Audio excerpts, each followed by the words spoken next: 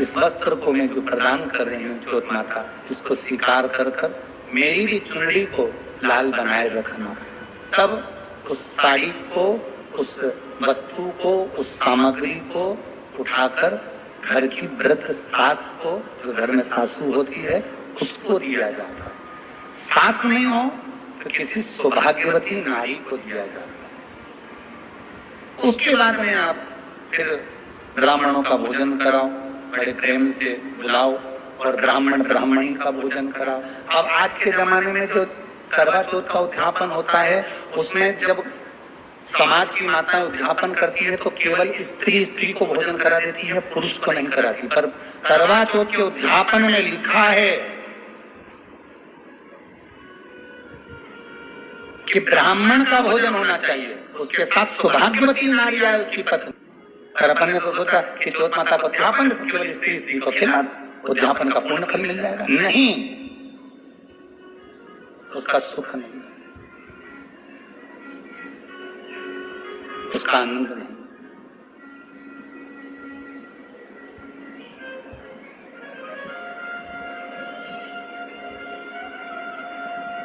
और देने का भी फल है महाराज।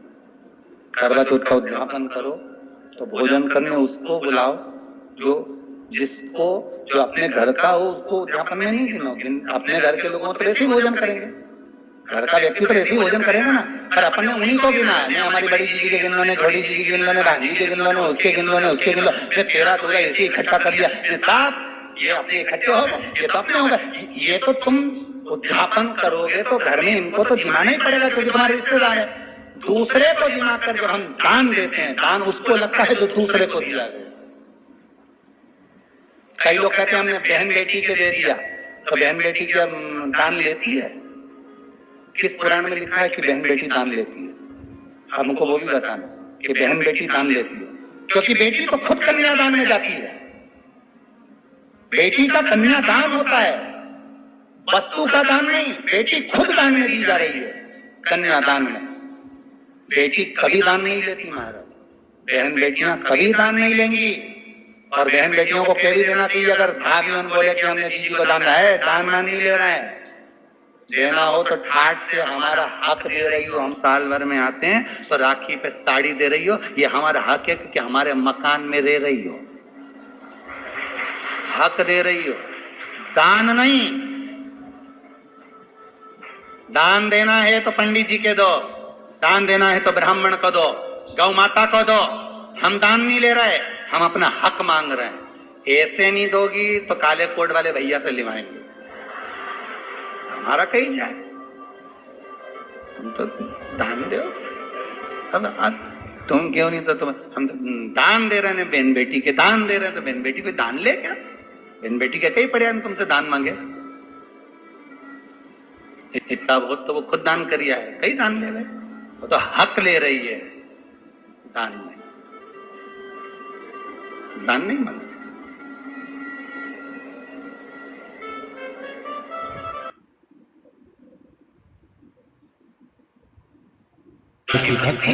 तुम भगवान शिव ने पूछ लिया कि तुम क्या चाहती हो मांग लो। उसने कहा जितने जन्म मिले, जितने जन्म,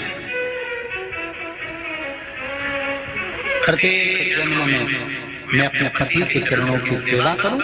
समय आएगा एक बार करवा का नाम, उस जो पार्वती जी की सहेली थी उसका नाम करवा पड़ गया।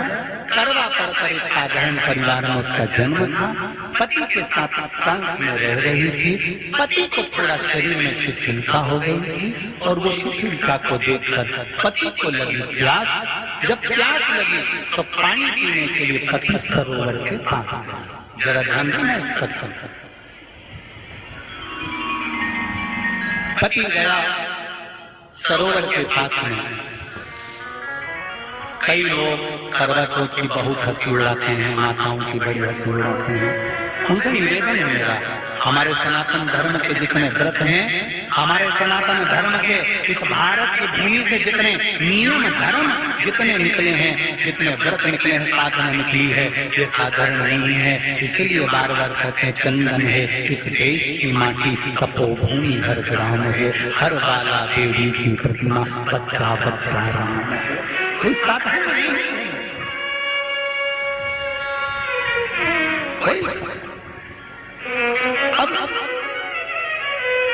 पार्वती जी की वो सहेली का नाम जन्म लेते लेते लेते लेते एक बार करवा पड़ गया। पति थोड़ा सा शिथिल था, शरीर में थोड़ा रोग हो गया था, पानी पीने के लिए सरोवर पर गया। सरोवर में जैसे पानी पीने के लिए गया, एक मगर ने उस पति का पांव पकड़ लिया।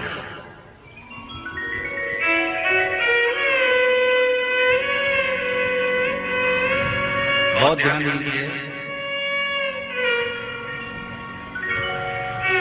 हनुमान जी की सेवा करने से राम जी मिल जाते हैं। ध्यान देना, करवा पार्वती जी की सखी थी, जन्म लिया मृत्यु लोक में, नाम करवा पड़ गया। करवा चतुर्थी का व्रत करने से अखंड सौभाग्य हो जाता है। मात्र पार्वती जी की सहेली का व्रत।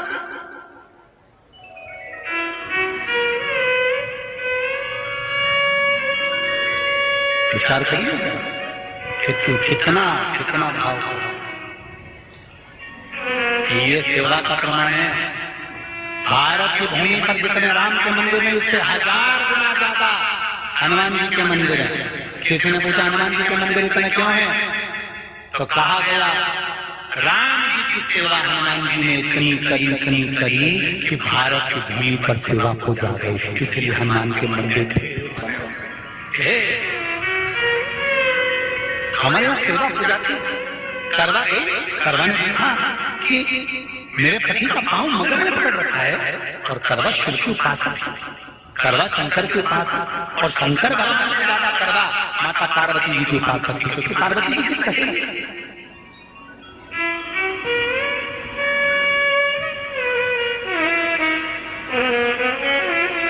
पति का पांव खींच कर मगर पानी में लेकर जा रहा था।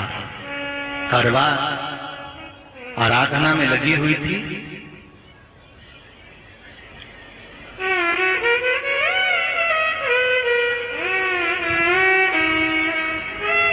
केवल करवा ने मिट्टी का एक गोल भाग ही बनाया था, जिस पर पार्वती जी का जो नीचे का पीठी का होती है, उसको शिवलिंग रखा था। केवल नीचे का भाग का निर्माण ही करा था, और करवा के कानों में शब्द पड़ गया।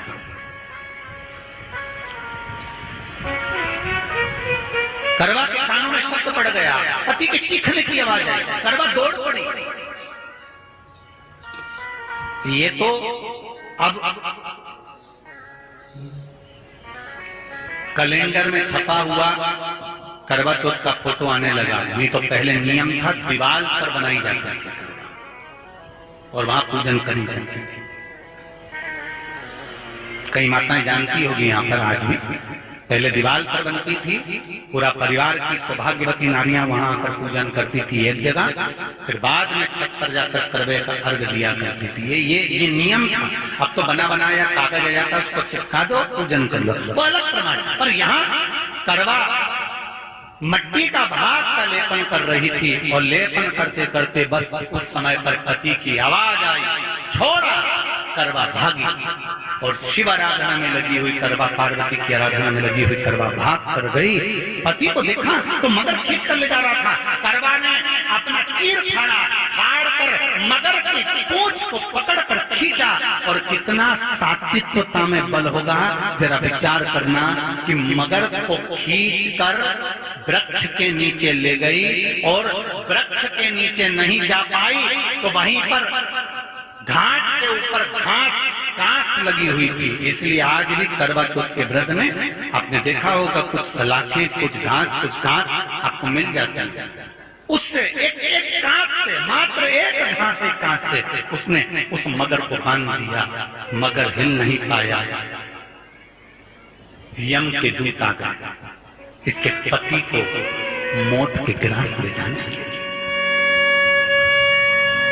यम के दूत। करवा ने पूछा तुम कौन हो, कैसे आना हुआ? यमदूत कहते हैं तुम्हारे पति का आज अंतिम दिन है, अंतिम समय, अंतिम पल है, ये मरेगा। करवा कहती अगर मारना है तो इस मगर को मारो जिसने मेरे पति का पांव पकड़ रखा है। प्राण छोड़ना है तो इस मगर के छोड़िए, मेरे पति के तो प्राण आप ले जा नहीं सकते।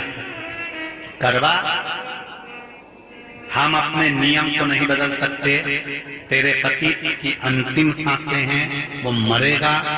मगर को अभी नहीं मरना है, मगर अभी कम से कम 9 महीना और जीवित रहेगा, इसका हमारे पास लेख है। करवा कहती है ऐसा हो नहीं सकता। यमदूत खड़े हैं, ले जाने दे नहीं रही।